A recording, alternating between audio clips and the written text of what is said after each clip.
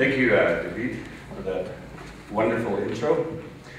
My name is Tobias Provost. I'm from the OHKII Nation. We are the members of the Blackfoot Confederacy, the real people. My Blackfoot name is INDIGENOUS, which means grassy water. And that was the name of my grandfather's grandfather, so my great-great-grandfather.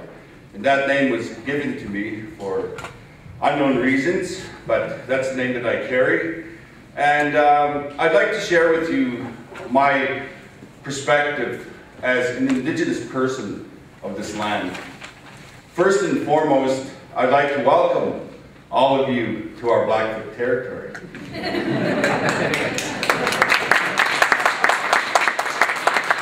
Maybe we might not be seeing it with government policy in circles as the first, but you know, our land, our people have always been here. And water is an important aspect of our culture and of any culture for that matter. You know, water is life. And waterways were important to the Blackfoot culture. You know, the territory that we possess, you know, the territory was, it was kind of like an animal's territory, a bear or a cougar or you know, one of those beings. The land was an exclusive jurisdiction of a certain group of people. And for us, you know, our boundaries to the north was the North Saskatchewan River. And to the south, our boundary was the Yellowstone. And to the west, to the backbone of the earth, our boundary was what's today known as the Continental Divide. They say, where the rivers flow this way, that's our people, that's our country. It goes all the way up to where the rivers flow this way. And where the rivers flow that way, I hope that's west. Belong to the people who live on that side of the mountains, the people who eat fish. And to the east, it was kind of like past the Cypress Hills, past the Sand Hills.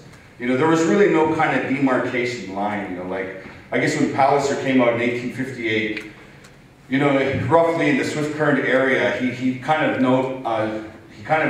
noticed a buffer zone that had lots of game animals. And everybody to the west were the Blackfoot people, and everybody to the east were the Nakota and the Anishinaabe and the Niihau, the Cree, the Saulteaux, and the Assiniboine people. They all lived on that side. So our territory was vast, and like with water, from that perspective, it was really important. Like in our way is it's static. If you want to kind of look at it from a systemic point of view, it's based on movement of energies. You know, it's non-static. It's like it's moving. You know, it's a system of flux, and we're part of that. And that's the world around us, and we live in that world. And every now and then, when the seasons change, or when there's time to recognize our life here, we had ceremony. And the oldest ceremony amongst our people are the beaver bundles. And the beaver bundles were given to the people. And what they recognize is riparian zones. And essentially, it's a recognition of all beings that need water. You know, the herbivores, the insects, you know, the bird, the winged ones, and the people. And water, the songs that come out of there, and the prayers, it's a recognition of who we are. It's our value, it's our inherent understanding of our relationship with the land and the environment, where there has to be a balance. So that traditional worldview was our view, and that's the way we lived. For thousands upon thousands upon thousands of years. But it all changed. It all changed when the Europeans started coming in. And you have the fur trade, you have warfare, you have disease. It was all based on needing land, the requirement for land, the requirement for resources. And the indigenous people that were here, who are my people, where did we fit within that scheme? And we ask ourselves that question today. Where do we fit within the management of water resources in the province of Alberta today? The Supreme Court of Canada, through a few landmark decisions, Delgamuke, Haida, Taku River, there's a number of them. They're trying, the Supreme Court is attempting to establish where the indigenous people fit within the constitutional landscape of Canada. Canada is a resource development extraction-based economy. And you get that after the Ottawa Pact, the opening of Canada's lands and resources. But just a little history lesson here. The people were here, the Europeans came, and there was imperial rivalries between the French and the English, and later on between the Americans and the English.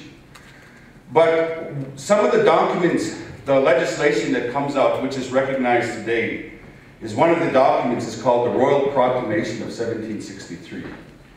And essentially the English Crown says, it recognizes that the Aboriginal people have a sovereignty and a title to that land that cannot be extinguished by the only one that can extinguish that title is the Crown.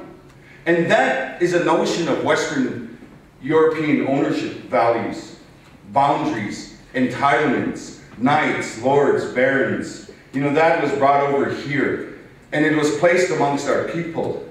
And hence, you have the treaties. And I won't go too far into treaties, but with treaties, the treaties are an alliance.